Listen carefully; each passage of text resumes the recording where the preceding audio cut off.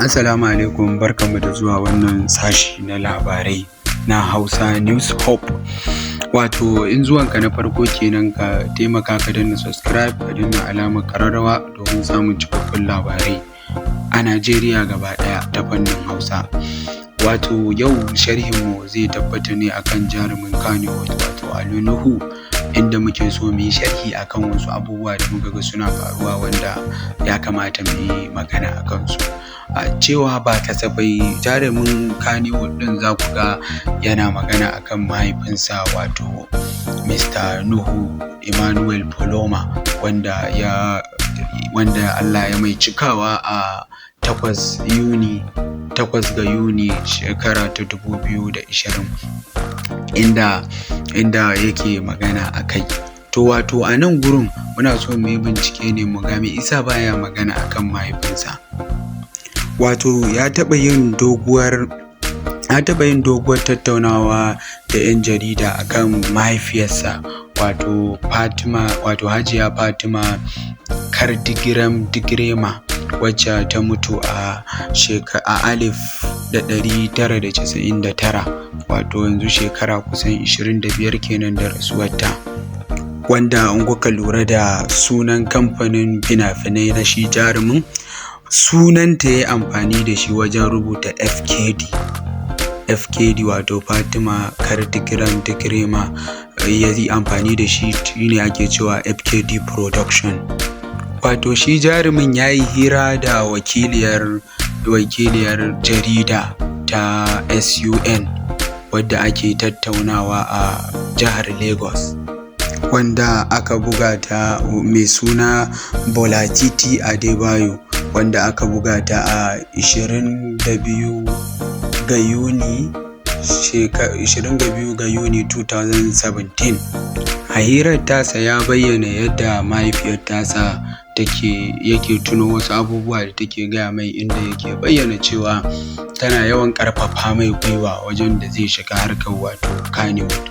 Wato tun da farko muka bayyana muku cewa wannan shine sarkin kannywood, saboda irin ƙwazo na alinuhu da yanayin yadda yake fita ya je ya nemo ilimi. Don idan kuka lura za ku dinga yawan ganin hotunansa a shafukan sada zumunta. Wato bawan Allah yana ƙoƙari wajen zuwa nemo ilimi. Don in za a yi maganar ƙashin bayan kannywood sai an sa alinuhu, saboda irin jajircewa da gudunmawa da ya bayar ma ƙungiyar wato ta fina-finai na kannywood. Yadda muke bayyanawa cewa jarumin fitaccen jarumi ne wanda kowa ya san ya yi fice, yana daga cikin waɗanda suka samu nasara a kannywood ta harkar fina-finan Hausa da kuma fina-finai na Turanci. Jarumin babban gwani ne don yana da matuƙar hazaƙa. To ga tambayoyin da 'yar jaridar ta mai.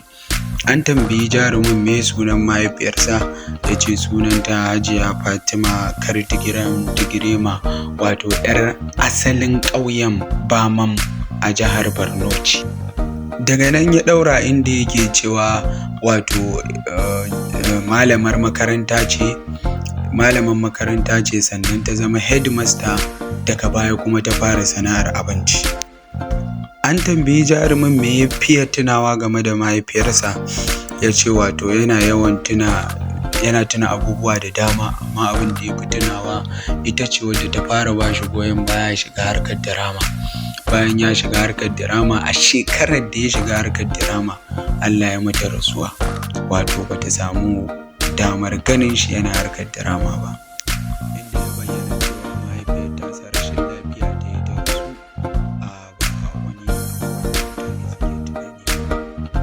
Kuma kamar yadda kuka ji a wajen inda yake ba da labarin shi, ya bayyana cewa ta rasu ne a 1999.